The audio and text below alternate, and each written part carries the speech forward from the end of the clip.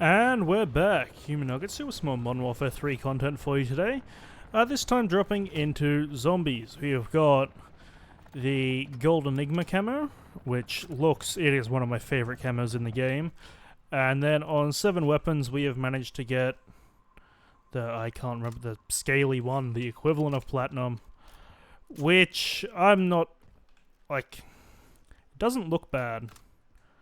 But, you know, it just doesn't seem like a Mastery Camo in that sense. What I've been doing, I haven't been doing it in the most efficient way, just because, you know, I don't like coming in with 2 insured weapons normally because, well, I'd rather have more loading screen times than have to constantly deal with, you know, server disconnects and I lose both of my insured weapons at once. You know, you just do one run with a contraband weapon and you can easily get your weapon off cooldown, but that's still slower than just having a little bit of extra time. But what I've been doing is I've been rushing into the red zone, which there isn't either of the contracts I was after this time. It's a lot easier to do with stamina, but even still, the path you can take normally will kind of just allow you to avoid the zombies. Which obviously, like, in the zombies game, I do not want to be avoiding the zombies, it's just because I rush it right at the start. Normally I'll go and do, like, the cargo mission, just so I can get that 5 grand to pack a punch along with, you know, a chance for some schematics, because I still don't have them all. In fact, I very rarely get schematics at all from the red zone. I've gotten them pretty much all from the yellow zone. But I've also been pretty plain about the fact, like, if you listen to me during the grind, when I was still leveling up weapons, I'm not a huge fan of this mode. To begin with, I think there needs to be more zombies. Just, like, I know I parachuted there, but even just running around, not many spawn in unless you're doing contracts, and even then it really depends on the contract. So that's a bit of a shame to see. Like, in a zombies mode, I want to be dealing with zombies. But then, like, beyond that, I don't find it that fun, but I think I've backtraced it to the main, like, root of the problem is that it's on the time limit. Because, you know, in a normal zombies game, or even just how I like games normally, is, like, you know, there's a difficulty progression. Whereas, you know, with the 3 tiers of zones, obviously, all the progression of difficulty is entirely up to the player. But then you get into, like, fucking, what am I trying to say? You get down to it, and, like, with the amount of time it takes to get 50 grand to fully pack a punch, you've got, like, you know, 10 minutes left in a match. Just to go into the red zone, which is basically the same as the others, but harder, which is the point. But, like, if there's 10 minutes left at the end, I just feel like I've wasted all that time kinda getting to the point where I can go there. Like, I'll run through that all the time, to, again, do easy contracts or revive people. I love just running through there and picking people up because it's something interesting and entertaining, but other than that, it's more just annoying than anything. Again, I get that people love this game, I'm just not one of them. I am going, like, I'm going to do all 114 weapons. I'll do the Modern Warfare 3 ones first, but maybe it'll grow on me as time goes on, and I'll start, you know, raving about how good it is. But for now, it's just kind of a... Yeah, it exists. I feel like I did prefer Outbreak, which I didn't even like that much, but I prefer it again because there's no time limit, and, like, it scales with you going from zone to zone. But at the same time, it gives you that player choice, because you can choose whether to grind in one zone or go to the next difficulty. So I feel like that was a nicer point, but it just, yeah, open world zombies for me, it just means that There's not enough happening most of the time. And then, yeah, the looting system. I don't mind, but it does feel like...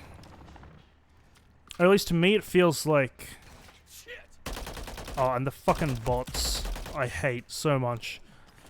They're a lot nicer after the nerf, but...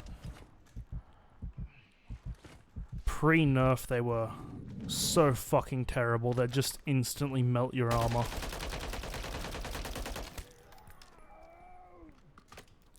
And then if I was just running around, I'd be using the energy mine, because that, you know, it's great offensively and defensively, kind of. Whereas because I don't want to be getting kills, like by my field upgrade when I'm going for camos, I've been running the Frenzied Guard. I feel like that's the best because it gives you, you know, free armor, guarantees all zombies in the area are coming for you, because sometimes they will just kind of stand there, and I'm not talking about when they're like, you know, there's plenty of roofs you can go on and they just won't aggro onto you. I'm not talking about that. Sometimes they will just seem to decide, nah, fuck it, today we don't care. And then a lot of people, whenever you say that you don't like it, they tell you that, oh, like, you know, you're not far enough into the story, because I think, midway through Act 2 now. And it's like, well, most of the story missions, other than, like, the big... Fuck off. That's dumb. Oh, well, self-revives are fucking common as shit as rewards. Like, I had another one in my inventory just from doing one quest. Like, I literally just throw them at people because they're boring. The ones I enjoy the most, contract-wise, are the escort ones. They're not the most efficient, but I find them more interesting than trying to, you know, repeatedly cheese the Outlast contracts. Because, yeah, Outlast contract farming seems to be the best method to get lots of kills. Since they completely gutted exfils. Which, I feel like sentry turrets were more of the problem there than the actual exfil call-ins, or at least they could have made it so that late game they stayed the same. But there's also, I do like the, what's it called? The free perk Easter eggs around the map. I don't know all of them, I only know a couple. But this is one of them. You just got to run up the entire staircase to get stamina up. Which, it's, out of the ones I know how to do, it's the most annoying because half the time zombies will spawn above you and stop you from sprinting. But it's, yeah, it takes a while to get up there. It's 15 floors. See, there we are. I managed to get around them that time, but sometimes you just can't. They'll just be blocking the path. And I'll tend to do this even if I already have stamina up, because it's guaranteed to be that. And, you know, you can just stow it away for next time. Still nothing spawning in the red zone. That's a bit strange.